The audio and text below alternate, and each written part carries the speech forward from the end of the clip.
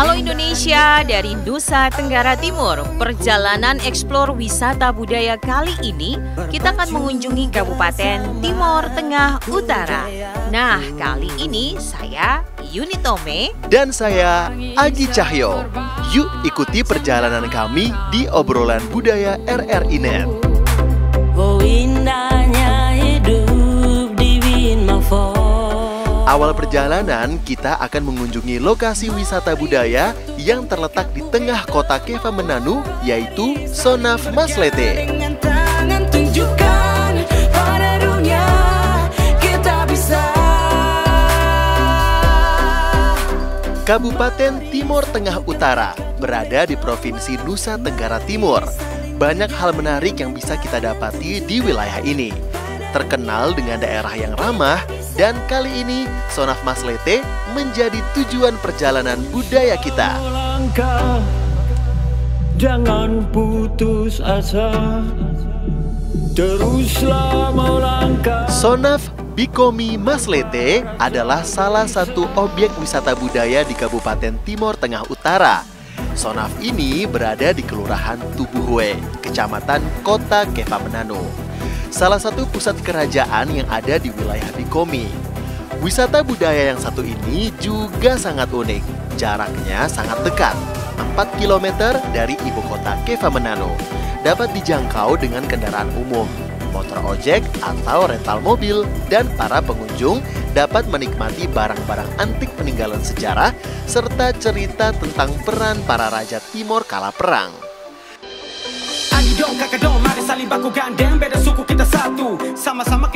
Sonaf Bikomi Sanak merupakan salah satu wujud hasil kebudayaan yang dimiliki oleh masyarakat Maslete yang bertahan hingga saat ini.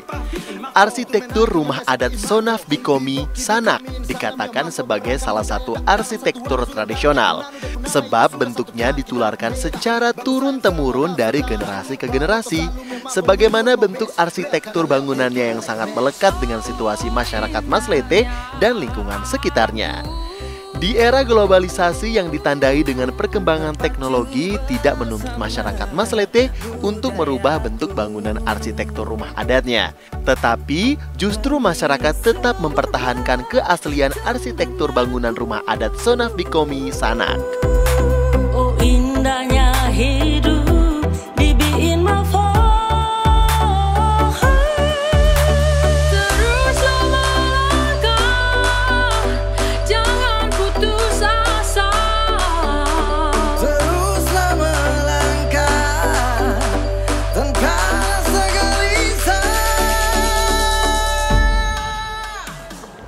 Pendengar dan pemirsa RRI Net, obrolan budaya kali ini kita akan mengeksplor keindahan budaya di Sonaf Maslete. Dan saat ini saya sudah bersama dengan tokoh adat Maslete, Bapak Yohanes Sanak. Ya. Selamat pagi Bapak. Selamat pagi. Ya, bagaimana kabarnya Pak? Baik, baik. Baiklah. Bapak Yohanes, bisa dijelaskan apa saja sih yang ada di Monas Maslete ini? Sonaf ya. Sonaf Maslete ini. Ya. Ini namanya Sonaf Bikomi Maslete. Ya. Jadi dalam komplek ini ada kawasan tanah adat. Dari depan dulu itu rumah adat fam-fam yang nanti mengatur urusan ritual di dalam. Kemudian sampai di sini ada lopo. Ini tempat menerima tamu. Nanti saya jelaskan sebentar tentang makna dan fungsi lopo. Iya. Kemudian di sini ada sonaf. Ada sonaf dua-dua, ini juga sonaf. Sonaf Nisnoni. Ini sonaf Sontusala, ini sonaf Nisnoni. Nah, namanya Sonaf Tusala karena hubungannya dengan Sonbai.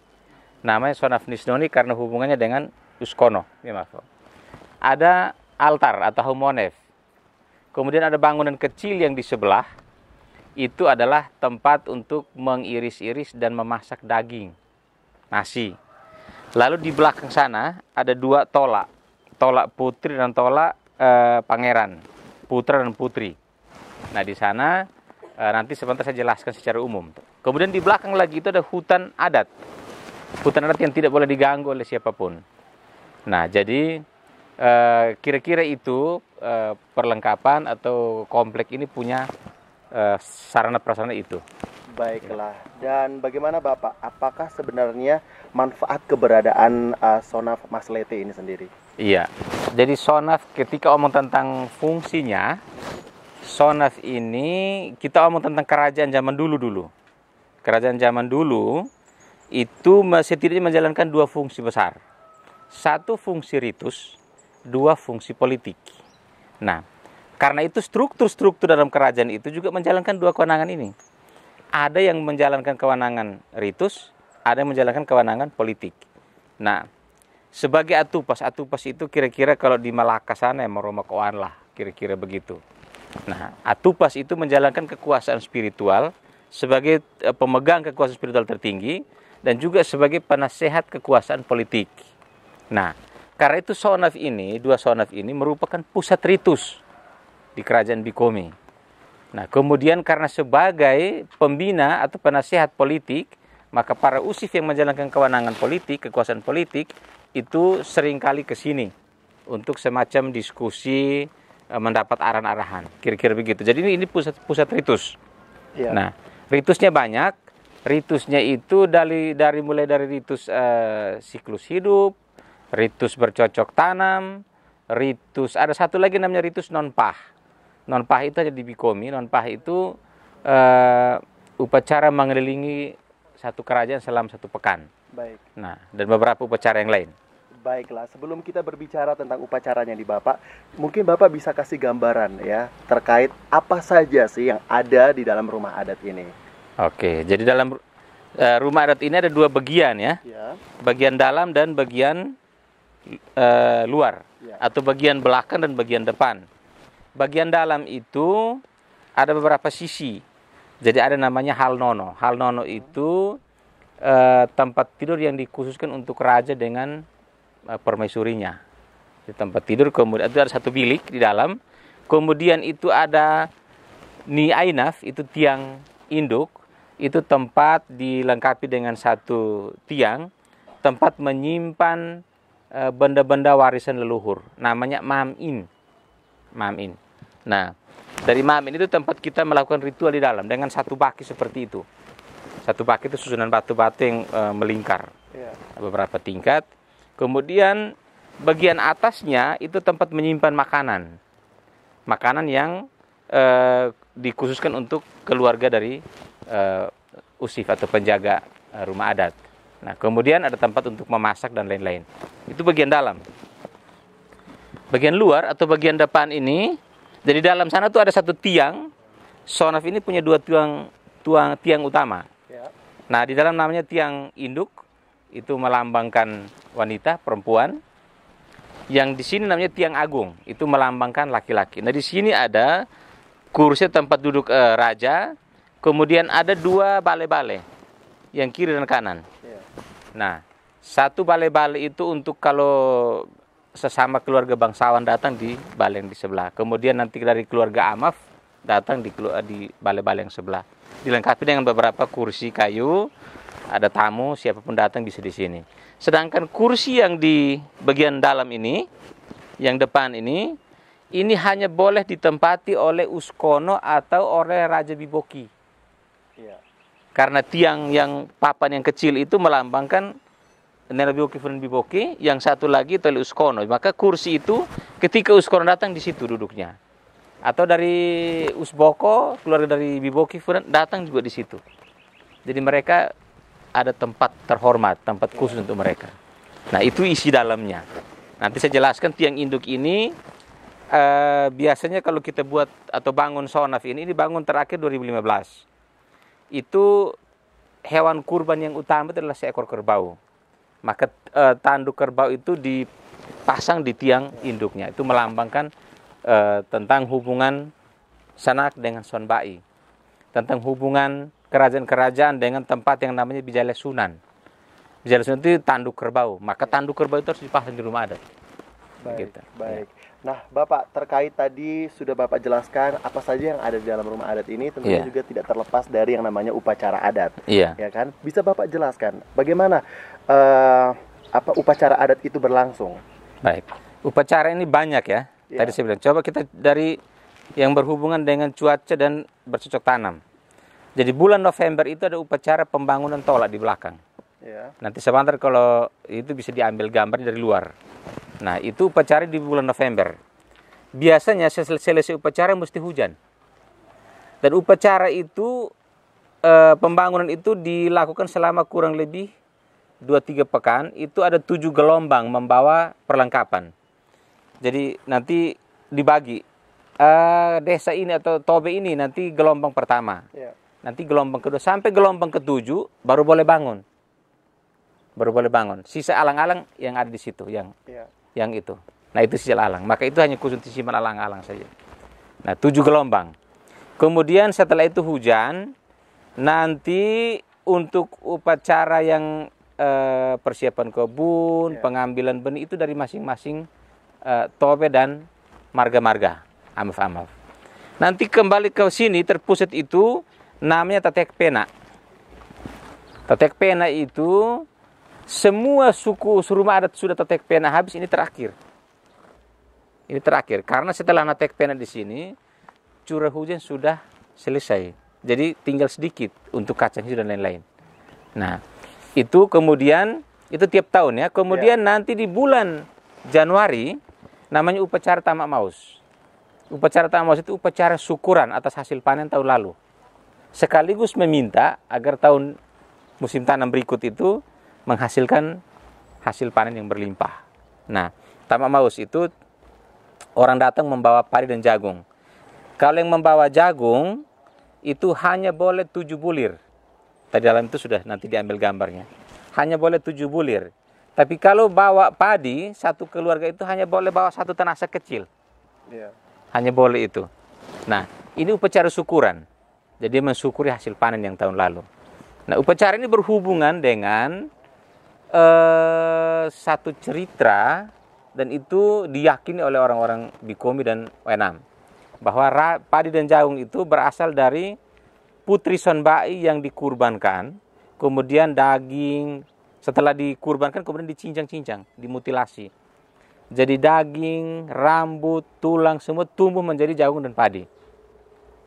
Nah, maka untuk menghormati satu Tamak Maus itu untuk syukuran kepada Yang Maha Kuasa. Apinat aklat amat apakait. Yang kedua untuk menghormati leluhur putri Sonbai yang tadi dikurbankan menjadi jagung dan padi. Nah, kira-kira seperti itu. Itu upacara yang berhubungan dengan siklus hidup. Tapi nanti ada upacara pembangunan sonaf, ada upacara siklus hidup dan lain-lain, masih banyak yang lain. Baik, baik. Ya. Jadi semua upacara itu juga punya tata cara masing-masing, Bapak. Punya tata cara masing-masing. Baiklah. Dan bagaimana usaha dari Bapak dan masyarakat adat sendiri untuk tetap menjaga sonaf ini tetap lestari dengan arsitektur tradisionalnya, Pak? Ya. Jadi struktur saya sudah jelaskan tadi itu, struktur ini kemudian ada pembagian peran. Iya. Nah, Atupas atau raja itu bikin apa? Perannya apa? Usif perannya apa?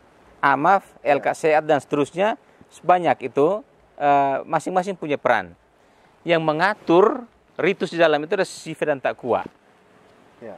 Takwa itu tugasnya adalah menyimpan, menata, dan dia yang berhak untuk mengambil dan membawa keluar benda-benda yang berhubungan atau barang-barang yang berhubungan dengan ritus. Sife tugasnya adalah memimpin doa ritus. Nah, mereka dua pula lah yang mengatur pembagian tugas dan peran para amaf untuk membangun sonaf ini. Maka mereka sudah biasanya tiap tahun mengundang para amaf itu dan rapat. Jadi misalnya Obes Funit di Inbate itu dia tugasnya bawa apa? Funan di Niola misalnya tugasnya bawa apa? Mona di Nainaban misalnya bawa apa? Atau Sasi di Baas misalnya bawa apa? Dan masih banyak, ada puluhan desa. Kalau sekarang, dulu namanya Lopo-Lopo. Nah, jadi ketika sonaf ini akan kondisi sudah tidak memungkinkan lagi, harus diganti, maka mereka sudah datang rapat di sini, kemudian membagi peran. Nanti makanya di sini ada ada kayu-kayu ukiran, itu melambangkan setiap suku, termasuk di Lopo. Oh, suku ini atau fam ini, marga ini hadir ikut berpartisipasi membangun apa. Nah, mereka dulu yang mengatur. Dan secara arsitektur, tadi ada 2 tiang itu, tadi tiang induk dan tiang agung, itu yang menjadi penopang utama. Di dalam sana ada 4 tiang lagi. 4 tiang lagi. Maka, kenapa tiang ini selalu berpasang-pasangan, tidak tunggal? Maka berhubungan dengan struktur. Struktur itu berhubungan dengan ritus. Ritus itu berhubungan dengan nilai. Maka, suku itu selalu berpasang-pasangan. Misalnya, Atobana laki sanak. Berpasang-pasangan. Ya, di Biboki juga sama. Desi aluman ebat taut pah. Di Insana ada Puputon bes falta olin. Hampir semua berpasang-pasangan. Di Tunbaba ada Ukat sauknab. Dan masih banyak yang lain. Masih banyak yang lain. Nah, berpasang-pasangan itu juga menunjukkan nilai. Nilai itu apa? Baik buruk, baik jahat, apalagi tinggi rendah dan lain-lain. Jadi selalu berpasang-pasangan. Maka tiang ini berpasang-pasangan. Di dalam juga ada 4. Nanti dilengkapi dengan yang tadi sarana-sarana prasarana yang lain. Dan ini setiap tahun hanya boleh alang-alang. Alang-alang. Kayu. Yang ini nanti oleh amaf. Ini kayu tiang tiang kecil yang menopang ini keliling.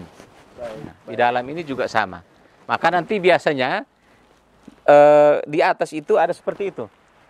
Itu namanya bai. Jadi biasanya kayu atau batang pohon tuak yang dibuat seperti bai itu palungan, perahu. Nah, kenapa sonaf ini bentuknya seperti perahu terbalik, Pak? Asal usulnya dari Malaka. Waihali. Sekarang kita menyebutnya Malaka. Ketika datang dari Waihali, Waiwiku, itu belum ada cerita tentang Sinemutin Malaka. Baik. Nah, Sinemutin Malaka 1511. Jadi, dia seperti perahu terbalik. Itu dari asal usulnya. Makin ke baratnya makin bulat rumah adatnya.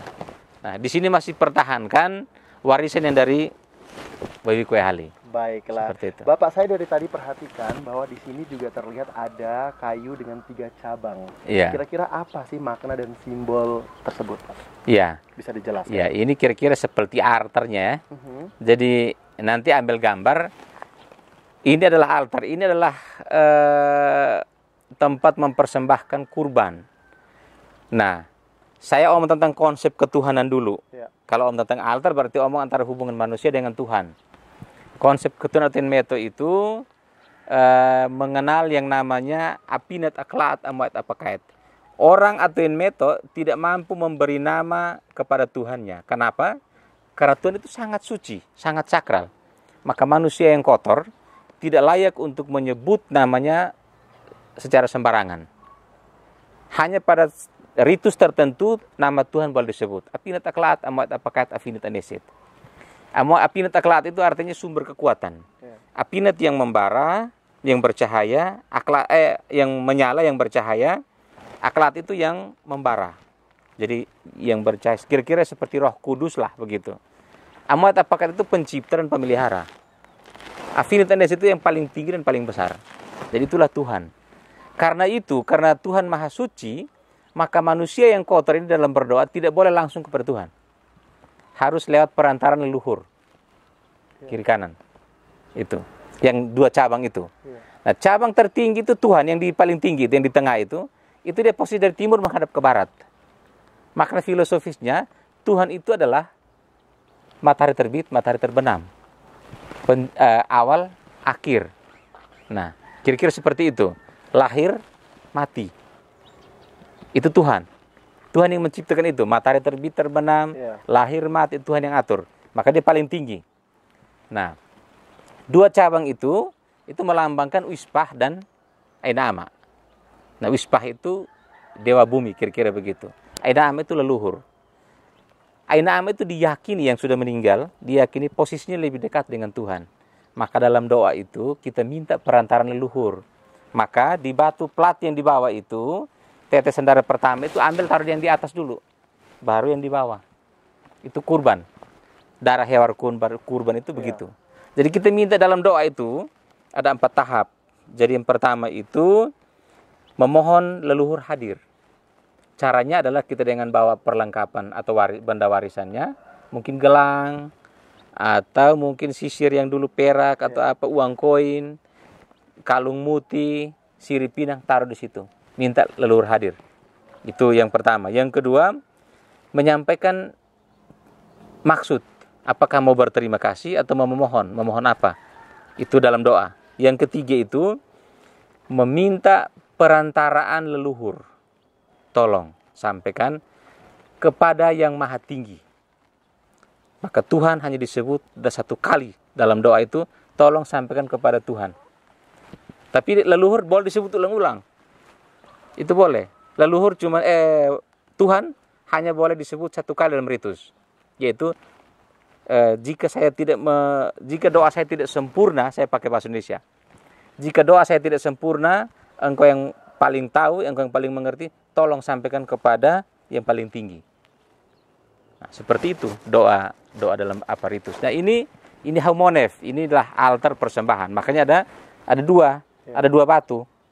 Batu yang di atas itu untuk meneteskan darah pertama, dan yang di bawah nanti saat makan tekes itu juga sama, kita ambil bagian daging yang paling bagus, entah itu kalau dari ayam ya dadanya yang paling bagus, sejumput nasi di atas dulu baru di bawah. Kemudian nanti kalau babi juga sama. Nah, setelah itu baru kita boleh makan. Sebelum tekes dipersembahkan belum boleh makan. Seperti itu. Baiklah, jadi tetap ada tata caranya ya, Pak. Ya. Tetapi saya tambahkan sedikit lagi ya. Ritus di sini dominasi oleh angka 7. Angka 7. Maka kalau mau doa di sini, jadi biasanya di tengah-adakan atau apa, bahasa Indonesia yang pas. Itu 7 kali baru boleh doa. Tekes sirip pinang, sirinya harus 7, pinangnya juga 7. Baik. Nanti kalau tekes makanan itu harus 7 kasui. Piring dari daun lontar itu, piring tradisional, itu harus 7. Setiap kasui itu isi 7 potong daging. Nah, kenapa 7? Pendirian haumonef yang perdana itu ada di Kobatam Nolasi, yang begini. Iya. Itu tahun 1400-an akhir. Nah, itu saat itu kenapa ada wahyu untuk mendirikan altar penyembahan kepada Tuhan? Itu berawal dari satu pedang magis namanya Tapmese Neshitu. Tapmese artinya bersarung tunggal, Neshitu artinya bermata 7. Jadi pedang itu matanya 7. Nah, itu pedang yang diyakini sebagai pedang magis, dan diyakini pula sebagai ini tempat bersemayamnya Tuhan, kira-kira begitu. Dia memberikan wahyu, memberikan bisikan kepada orang yang pertama saat itu untuk harus dirikan haumonef untuk menyembah Tuhan. Maka setelah itu semua 7 hari. Maka nonpah itu 7 tahun sekali. Nanti persembahan yang ini harus 7 bulir. Semua 7. Tidak boleh lebih. Baik. Jadi itu makna dari bentuk angka 7 tadi, Bapak ya. Nah, dari sekian banyak tadi yang Bapak sampaikan bahwa ada banyak sekali peraturan-peraturan atau tata caranya.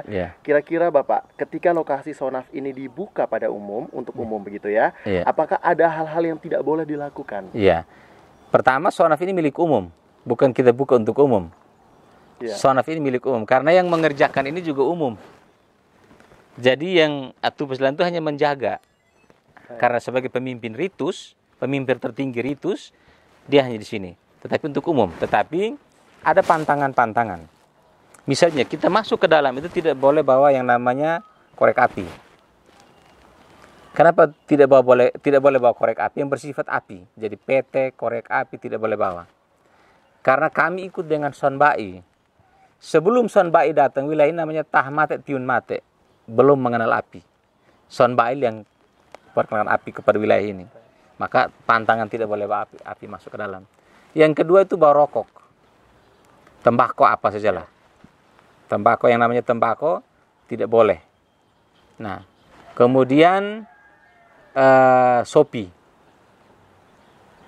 Jadi kita masuk itu. Kemudian kalau orang biasanya kalau datang minta doa, kalau boleh masuk ke dalam kalau dia rasa diri bersih.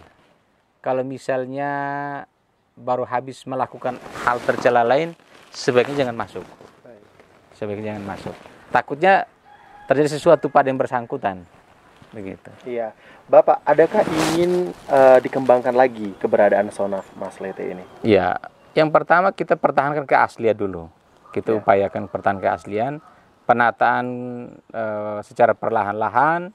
Kita tata misalnya dengan pagar penahan keliling. Kemudian kita juga berusaha untuk mengembangkan daya tarik. Nanti 2024 ada upacara non-PAH. 2024. Tapi itu karena bertabrakan dengan tahun politik, kita masih timbang apakah laksanakan atau ditunda sedikit. Nah, takutnya nanti dipolitisasi lagi itu upacara karena masuk ke tahun politik. Nah, tetapi jadwalnya harus 2024. Nah, jadi keaslian itu kita ini, kemudian pengembangan daya tarik lain kita dengan yang lain-lain. Tadi misalnya dipaketkan dengan kolam dan masih banyak yang lain. Itu yang kita coba untuk kembangkan. Karena memang sejak sudah lama itu banyak wisatawan mancanegara yang ke sini. Banyak sekali wisatawan mancanegara. Jadi biasanya kalau kita rata-rata kan mungkin sebelum Covid itu ya hampir tiap minggu selalu ada saja yang datang. Seperti itu. Ya. Jadi dari sekian banyak itu juga merupakan usaha-usaha nantinya Bapak, untuk lebih mengembangkan lagi. Ini juga menjadi daya tarik juga ya, tempat wisata begitu.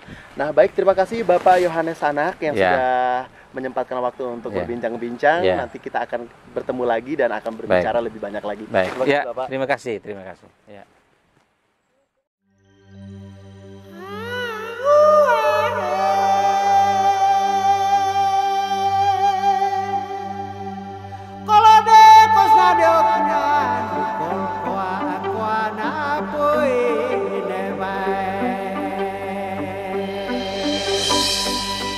Papa bikin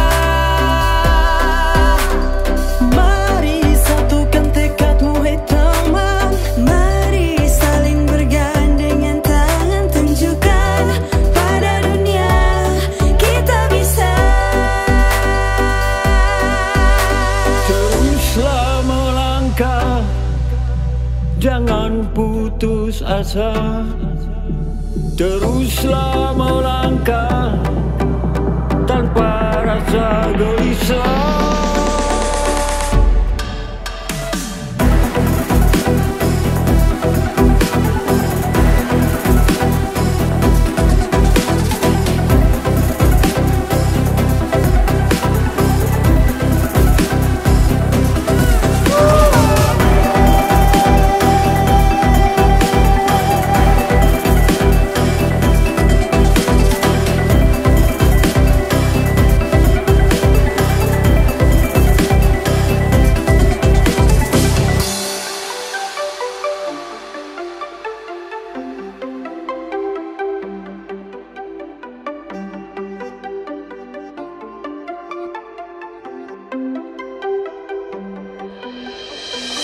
Kakak dong, mari saling baku gandeng, beda suku kita satu. Sama-sama kita maju, jangan pernah ragu. Jangan baku kasih jatuh, satu dengan satu. Neka PC, ansaf mese Kaisat mapolin, es nok es Pao hit kana ke kaisana få Taffen hit kon pa biin ma få Itu menai kume mesa biin ma få Bi bokki bi kom in sanna mi Salumia mafo beragam budaya dalam satu wadah jurang dalam Kevin Nanu dia pun nama itu sudah satu kan kita pembeda.